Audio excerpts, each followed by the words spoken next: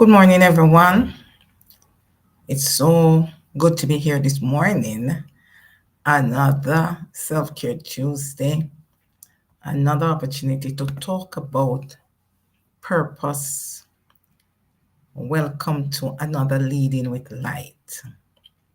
Today, we continue our series that we started last week about staying the course, how to remain in hope, or to remain or stay on course when hope seems distant. We spoke about the purpose, hope disconnect. And this week, I have been asked to answer a question by someone who heard the replay and felt that it resonated and felt that he would want me to answer this question as we speak or talk about the topic today. And so we want to continue how to have hope while waiting on God, or when you feel discouraged or feel like you would want to stop or feel that you are uncertain, you are not sure what it is and what life means anymore in relation to your job or your career, and you want to dig in and you want to make sure that you're in the right place. Of course, I have been preparing something for you to always go back to, because that was also a request. I find that it works very well, and it is also featured on our YouTube channel, and aspects of it are on Facebook. For those who want to dig in and you want to maybe make your notes, you want it to refresh your minds, to continue to uplift you. And today as I talk about it, I want to I'm just going to put some reminders out today as we go through this session, as I answer the question and minister to myself and others. I want to start by reminding us that our purpose isn't measured by how motivated we feel, but how anchored you are in the truth of why you were called you, who sent you, who prepared you, and the fact that you're still here. Because the thing about life and hope is that when you're down on out, or when you get tired and you feel discouraged, betrayed, or anything like that, you don't just die. You don't just flip a switch. You don't just move forward. It takes time. In this season, you're being prepared, you're being equipped. There are things that you must shed, there are people that you must shed, there are changes that you must make. And as you make those changes, you begin to get the illumination that you need for your new level, your new anointing, or your new season. Because what you take out is what, if you are still and silent and obedient, you are required to take out to carry you forward into the next stage and season of your life. For those who don't know me, I want to introduce myself. I am Dr. Marcia Thomas, a Christian leadership consultant, life and career coach. I am also a motivational speaker and trainer. I am a best-selling author, and I also coach individuals who are completing their master's or their doctoral dissertation. I guide them in their research and take them to that end, successful end. Something I enjoy doing. All of these things I have enjoyed doing. Last week when I posted and I started, I used a quote that appealed to this particular person that asked the question that I am attempting to answer today. And I use a quote that says, I am not hopeless, but I do hope less these days. And the person felt that that was one of the eye catchers for her. Welcome, Dr. Leslie. Always go back to why our purpose is in service, so much so. And that's where we're driving at today. That is the message today. Dr. Leslie, always go back to why our purpose is in service. Yes, serving ourselves, serving others, and serving God, which is really the dream that was placed inside of us. But the hope being just a dream is a naked faith. There must be some action, consistency, determination, focus, and intentional, strategic moves, whether small or large, that will take us to that place of service, unconditional service, undeniable service, selfless, heart-centered service, because purpose requires your mind and it requires your heart for it to be a self-actualized and fulfilled life. A self-actualized and fulfilled life leaves a legacy that has inspired, improved, and grew others. So she asked the question, how do I keep showing up when I no longer feel connected to the purpose I once believed in? Powerful question that many people are asking themselves. These days, I've never seen so many persons speak about the helplessness that they are feeling, the depression,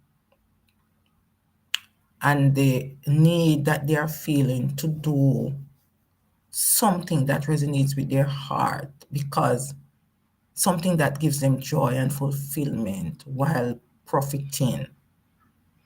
And so the question, I'll repeat it for those who are asking themselves that question right now: how do I keep showing up when I no longer feel connected to the purpose I once believed in?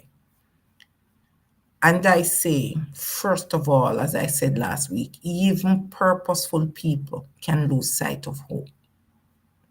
Even purposeful people can lose sight of hope. Helplessness is real.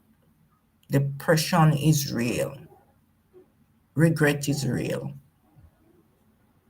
Stagnation and delay are real entities that can make people lose sight of hope. And so they are not completely hopeless, but they hopeless. And that is the point.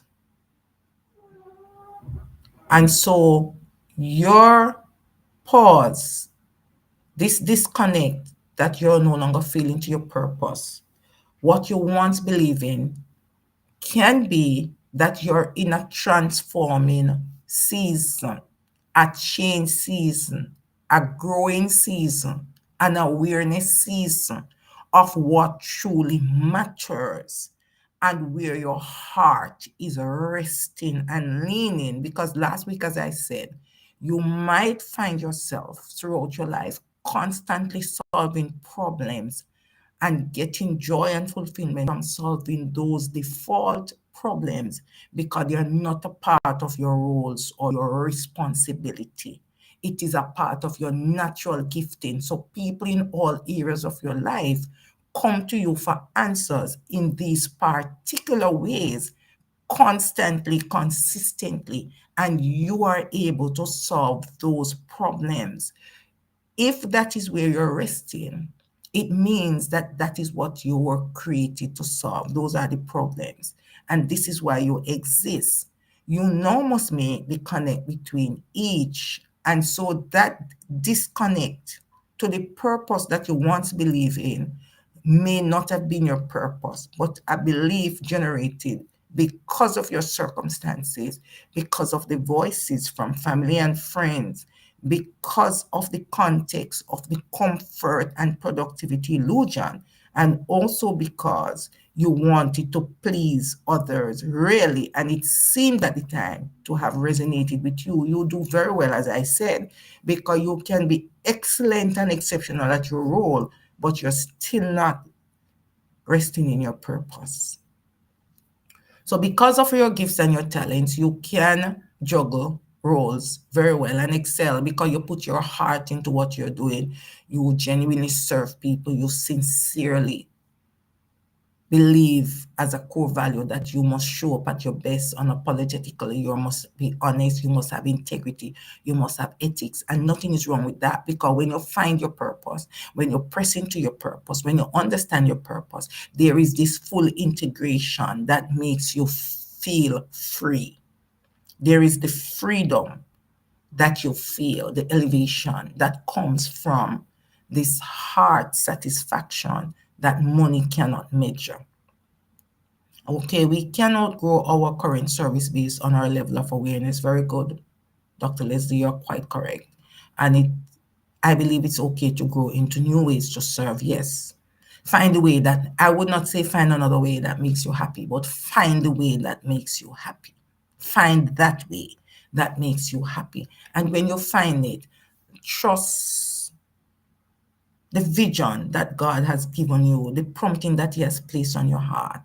Trust the direction in which He is leading you, and surrender, because surrender is so important to overcome fear.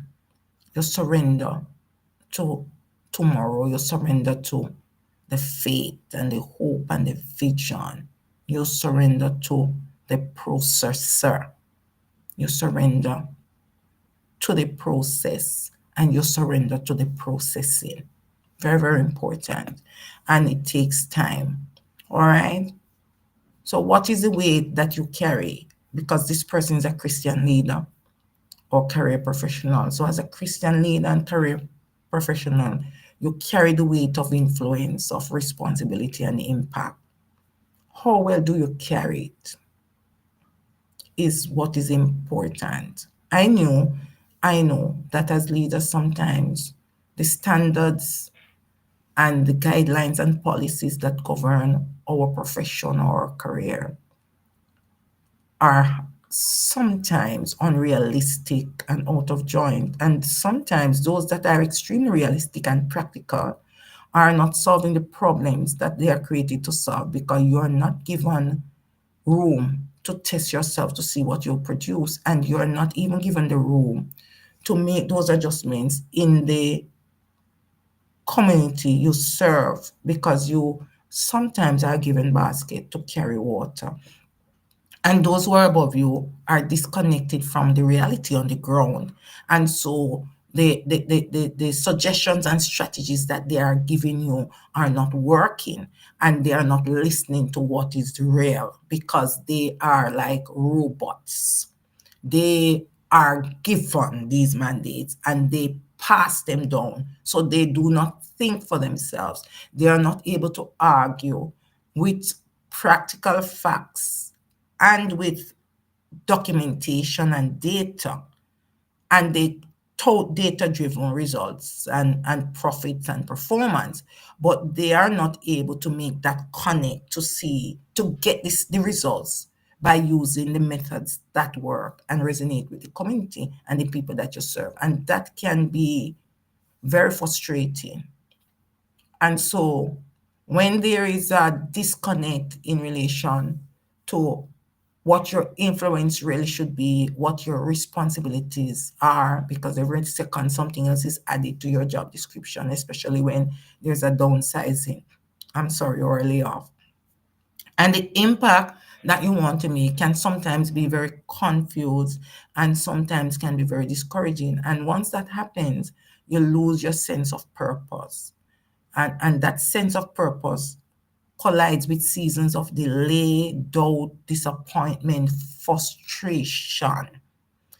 And many times you are undermined by those who you should be going to for support and for leadership and for guidance, because they themselves are disconnected with the reality on the ground, because they have to be supervising too many places and areas and they refuse to listen.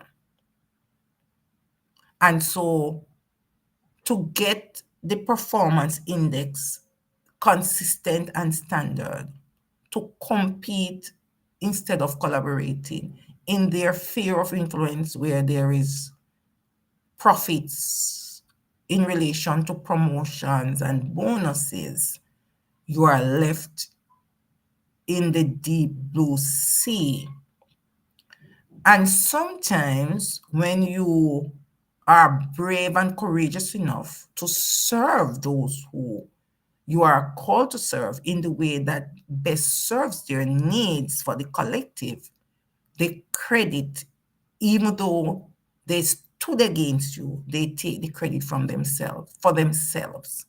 And this can result in pent-up frustration and anger that becomes helplessness and the loss of hope. You begin to hope less. You have no belief in anyone. So you can become discouraged by unmet expectations, lack of support, lack of persons hearing what you're saying, lack of appreciation. You can be undervalued. And then you can also find yourself going through the motions where you become disconnected from your joy. Thank you so much for joining. Thank you so much for joining. Lillian, thank you. Jonathan, thank you. Sinead, thank you so much. All right, you can also become disconnected from your joy. You're going through the motions. You go to work because it pays your bills and so on. You are in a toxic workplace. You are not happy. You want to move along, but you're finding it very difficult. You're doing interviews, but you're not getting any positive results, and you are having other pressures, personal, that you have to be contending with. You might even have gotten a diagnosis. You might have lost loved ones important. You're struggling the grief, the loss, and all of that. And so you become disconnected from your joy, and your work is no different. So very little things give you joy because of the multiple crises and stress that you have to navigate without having a break. But you know you're still here, which means that you have not got more than you can bear.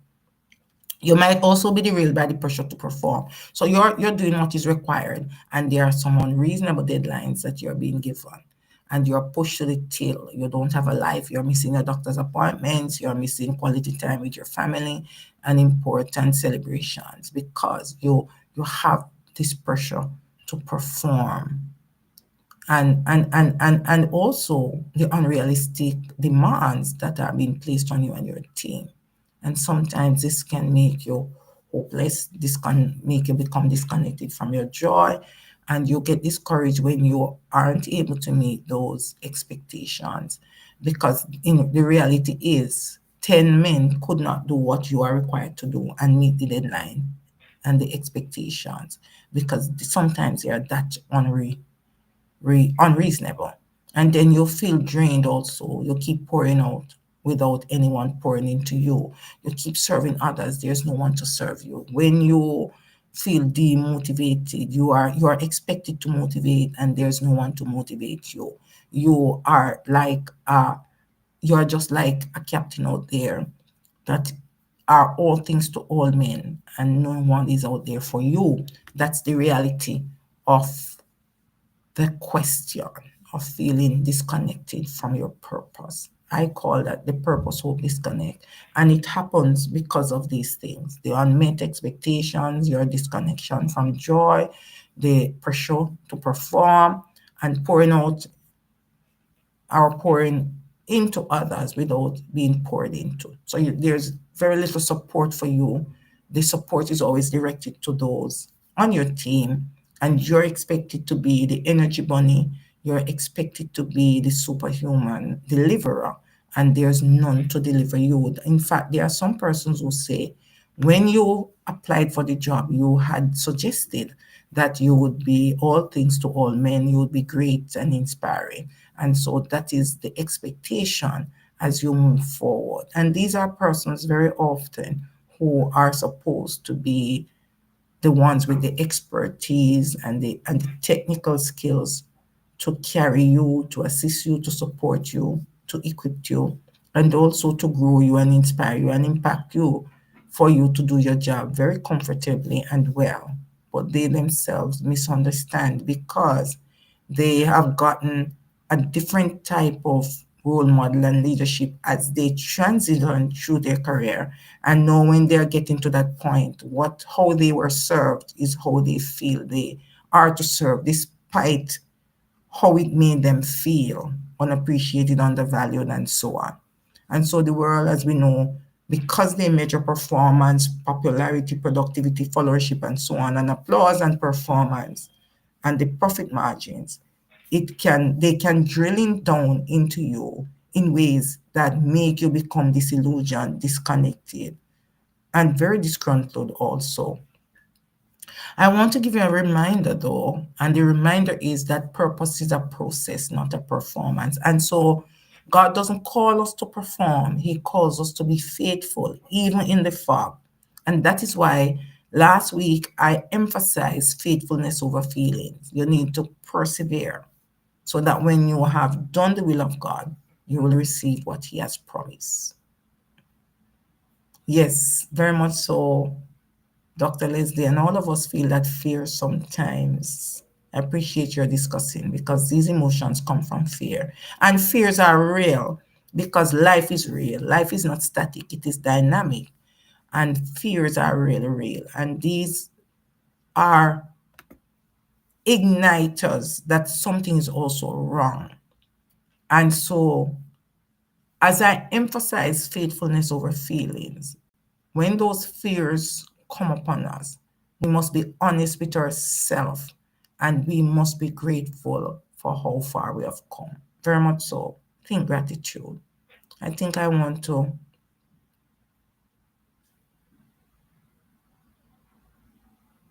and I want to put this on the screen that we cannot grow our current service based on our level of awareness. Yes.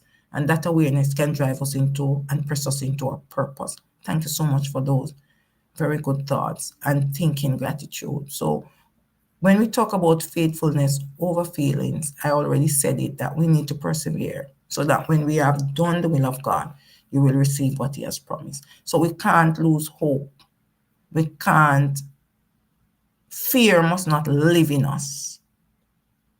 So fear can visit us occasionally, but it's not to take up permanent residence in us. We are not to allow fear to live in us so that we lose hope and we are not able to fulfill our purpose and live a joyful, fulfilling life. So how do you navigate now the disconnect? I want you to name the gap. Be honest with yourself and with God. And also with your team, with your supervisors, with your CEOs, are you tired? When you're feeling tired, be honest with yourself. There are so many persons this week who, when I spoke to them in my group coaching, they said, I am just tired. I'm just tired. Tired doing what? I'm just tired of the thinking, tired of the struggle to get this consensus, tired of being undervalued and underappreciated, tired of wondering why can't I just get into the space that I want, just tired of feeling helpless. Are you bitter?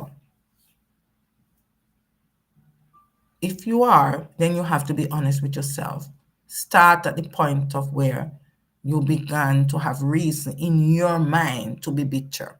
Start with the hurt and the pain and the trauma and the crisis that took you to this place and begin to shed it as you explore it with a coach or a counselor or a therapist. Begin to shed it. Don't live in that space and don't let bitterness occupy your space. Persons have done many things to many persons and they are still here because that was a part of your season, a part of your journey. And the players in that outdid themselves and sometimes reaped what they sowed or their generation. And God makes you the stone that being rejected become their chief cornerstone because He must be honored And you must become a testimony to those who thought that their job was to get you out. I say there are many times that the devil, in whatever form or shape or person he comes, try to box bread out of your mouth and have to end up giving you the bakery. Because you named the gap, you were honest, you pinpointed it, and you declared something else, the other side. Because that is where you are to look at the destination. And what you pick up along the journey must be handled as a ride, whether it's a car ride, a train ride, a aeroplane ride, because some of the things that occur comes at a certain speed and has a certain length or duration that we have to endure or evolve from. And so if we are bitter, we need to understand the point and root it out of our lives, out of our minds, so we can be fully surrendered and obedient to the good that is beyond that, the lesson that we are to learn from that, the journey that took us here, and how we move forward. If you are bored, you want to look at your boredom or disconnect or disillusion point. And if you're afraid, you want to do the same thing. You want to name each of these, and you don't want to bury them. Bury them because of pride or ego or expectation or because of fear. So you name the gap, then identify and think it's polar opposite, exactly what I'm saying. And I want to show that too. Name the gap and identify and think it's polar opposite. Very much so. Very much so. Because God has plans for us and He talks about it. And so we want to nourish our hope daily. How do I nourish my hope? Last week I explored and I went into detail, so you can look back at that. Last week, you can look at your LinkedIn and do the replay, or you can look at YouTube and take your time and pause and go through as we talked about the devotional rhythms. What I want to say is you need to tell God how you're feeling. You need to explain it. You need to actively listen through your quiet reflections for the answers He's given to you. You want to be surrendered and obedient. As you develop your devotional rhythms, you want to spend time alone with God. Very important. And that is so important, because even if you don't believe in a higher power, you have to accept that the rhythm of life takes you to places that you may never have dreamt of, or put you in seasons that you feel you can't rise from, and you can't many times understand why or how. And you say to persons, I can't really explain it. And if somebody told me 10 years ago that I would be the head of this institution, I would tell them no. But your divine life script and life path, because you listen to the promptings that God placed on your heart, because you're nourishing your soul, because you're actively listening to what your intuition, because that vision was placed on you and you found yourself in the right places at the right time because of your devotional rhythm. Your positioning got aligned with your mind, and your spirit was fortified with the same thing, and you pushed ahead at the right times when you were fully prepared and ready. And you knew that because of your devotional rhythm and the voices and promptings that come to you, that intersect and that push you at that time and nudge you to make that move. That is your devotional rhythm. And it's very important that we get into a space where we spend quiet time with ourselves, listening to God and speaking to the greater forces in the universe because of the creation of someone greater than us. We want to make sure that we listen, we pray, we meditate, we listen to our soul, and we listen to God. And the quiet reflections are the pauses where we seek confirmation and where we double check. And then we also want to remind ourselves when hope is diminished, when I begin to hope less, why you started, how you got here, and the many challenges and obstacles that you overcome to be right here, hoping less. Look at your past successes. This is now when you have to pull from the past. Look at the promises that God has spoken over you and what you have spoken over yourself. Look at, be grateful for where you are and what you have. And also, in every circumstance, give thanks. Be grateful for the pause, for the crisis, for the delay, for the stagnation. Use it to your advantage and not to your disadvantage. Don't wallow in fear and helplessness. Wallow in reflections. Answer the whys that have occurred in your life and not the what. And that answer to the why will transform your outcome, change your ministry, and change your life once you are able to answer the why. Because you can take yourself back to the point that started your disconnect, and you can look at it, evaluate it, assess it, screen it, and change it, because change begins with you. No matter what occurs in your life, no matter how you are assisted, if you do not accept the support and the help, you cannot move. If you are on a treadmill and you don't look exactly with the clear expectations of what your goal, how many minutes and so on, and what is it that you are using, the type of exercises that you need to lose the weight or do what you say you want to do to keep in shape or to get that steady rhythm of health and overall well-being, then you will be on that treadmill forever. And you will always increase the speed, but you are not going anywhere. We want to make sure that you understand that it must be in tandem with your clear strategic objectives, your goals, and your intention and the purpose. It must be purpose-driven. Thank you for joining, Jamel. It's so good to have you. You can share your thoughts. We will appreciate that. All right. We also want to look at returning to obedience. God doesn't need your perfection. He needs your next yes. So you want to take that step of obedience, even if it is small. So you want to ask your question, when did you start losing hope? When did you get discouraged or disconnected? Where at that point was I disobedient? How did I get to ignore the prompting on my heart? The fact that I was told that it's time to change your job. It's time to, you should have applied for that promotion, but you were so fearful that you were not getting it without looking at all of what you're doing that would make you qualify. It would have been a case where you were to relocate. You got that opportunity several times, but you ignored it because it never suited your purpose at the time and you were so comfortable. Which point were you disobedient? And how can I now get back in realignment? You want to return to obedience. You want to get back to that point. You want to be able to hear the nudgings, the promptings, the vision, follow your intuition and say yes.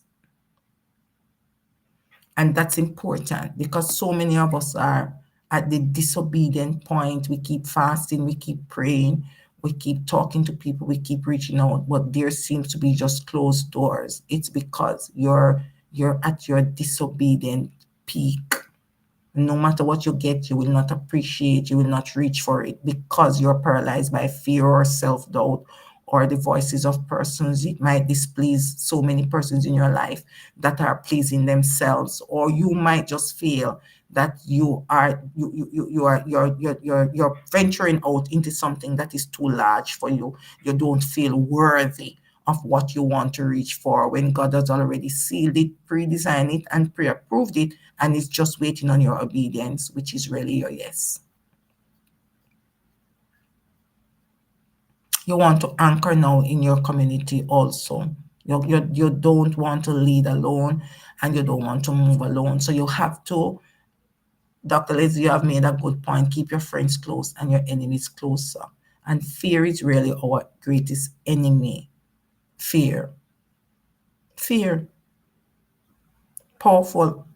So you want to connect with other purpose-driven believers who speak life into your dry spaces and your dry places. People who have overcome fear and who have tested faith and proven faith to be a faithful companion, a dear companion, a rewarding companion,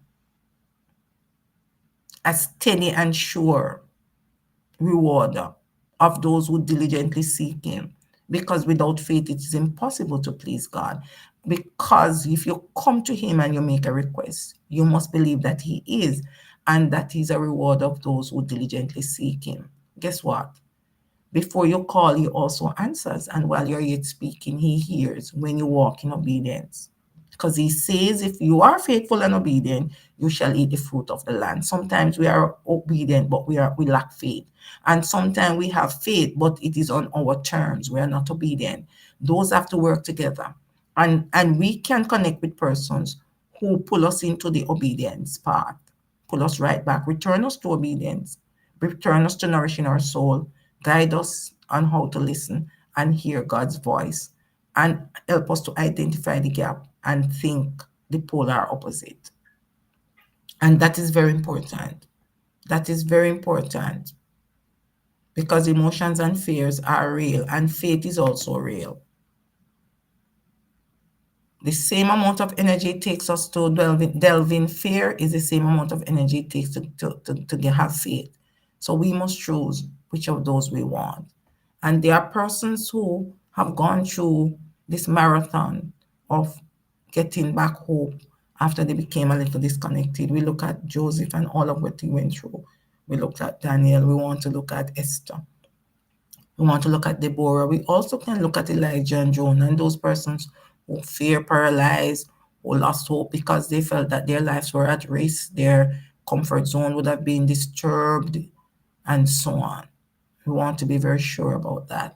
And we want to connect with those persons who can nourish us, who believe in us as much as we believe in ourselves, and sometimes even more than we believe in ourselves, and push us and nudge us to do what we are called to do, pre-approved and pre-designed to accomplish.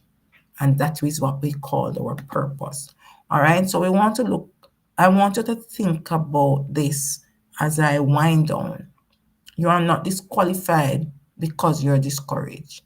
You're just going into a becoming season, a transforming season, a change season, a need to be obedient season, a need to have faith season.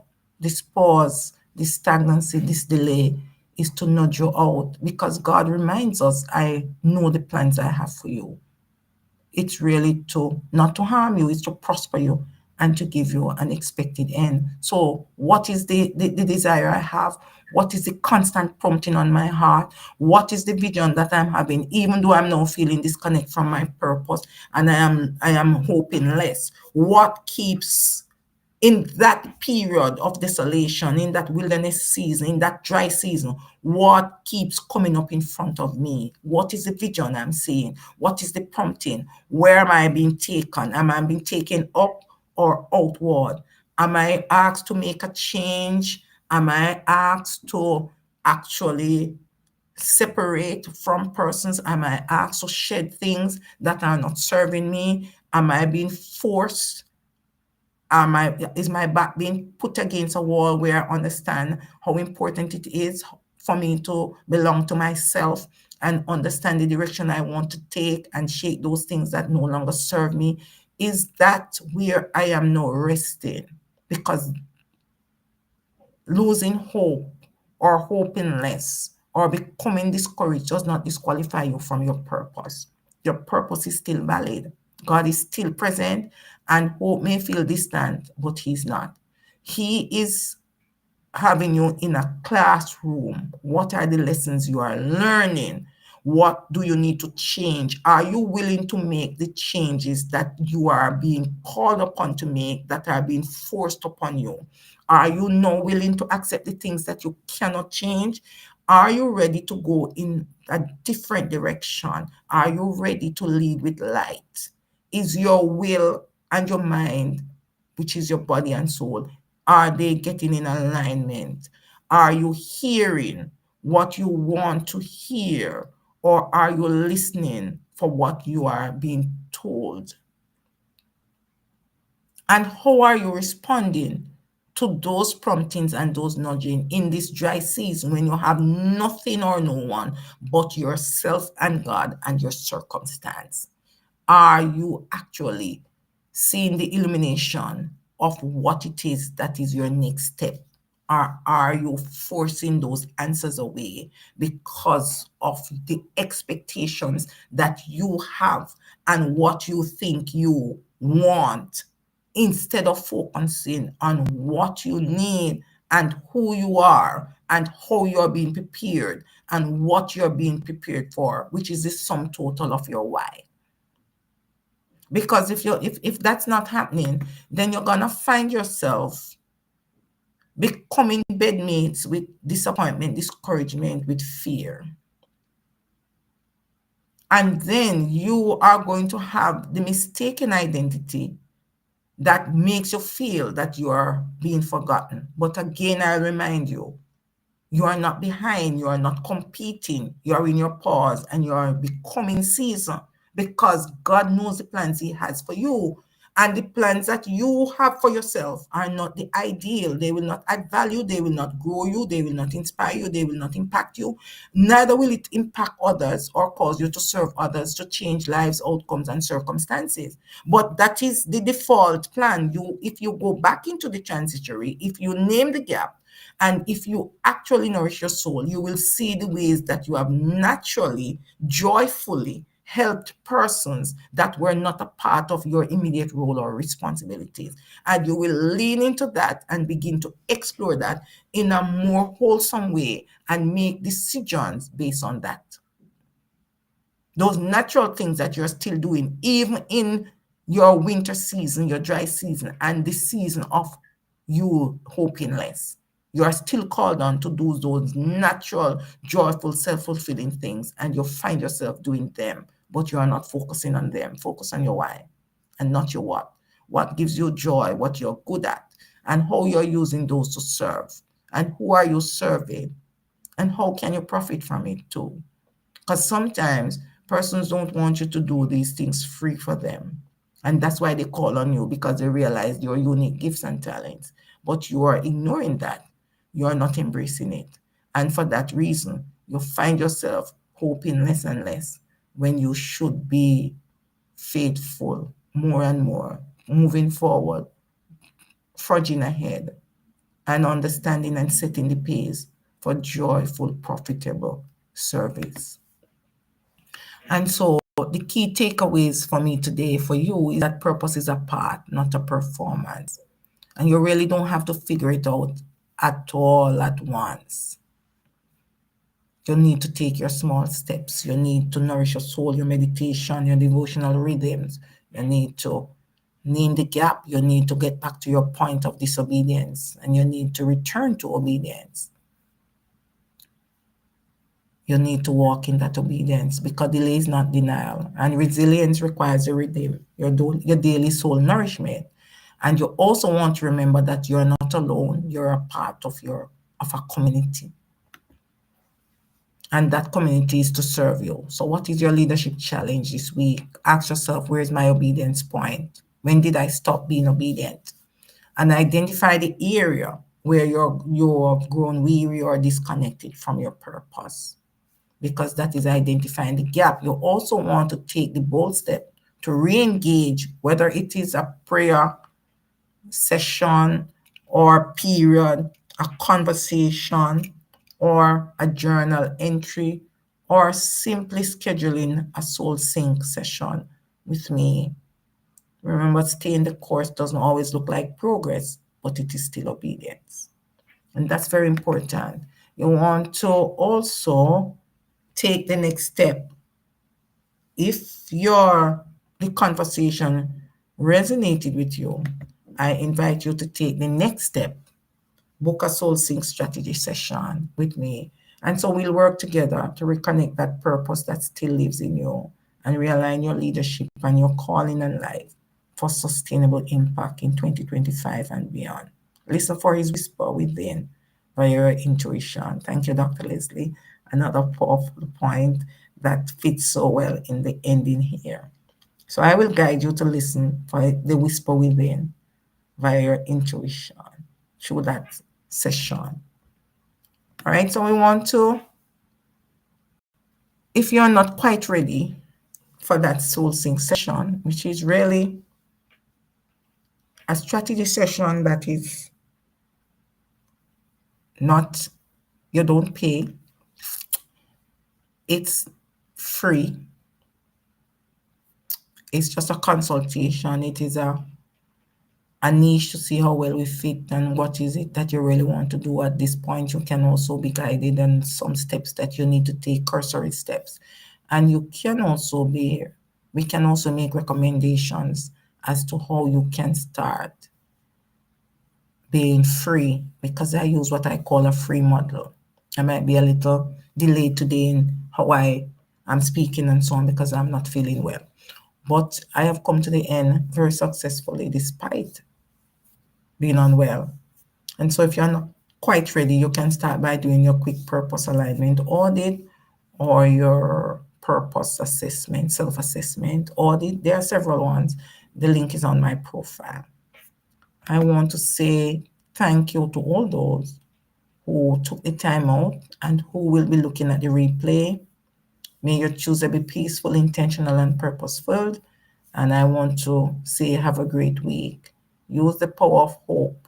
For those who don't know me, let me remind you, I'm Dr. Marcia Thomas, Christian Leadership Consultant, Life and Career Coach, Motivational Speaker, and Trainer, and also a best-selling author. Thank you for taking the time, sharing the time with me. I hope you benefited from this session.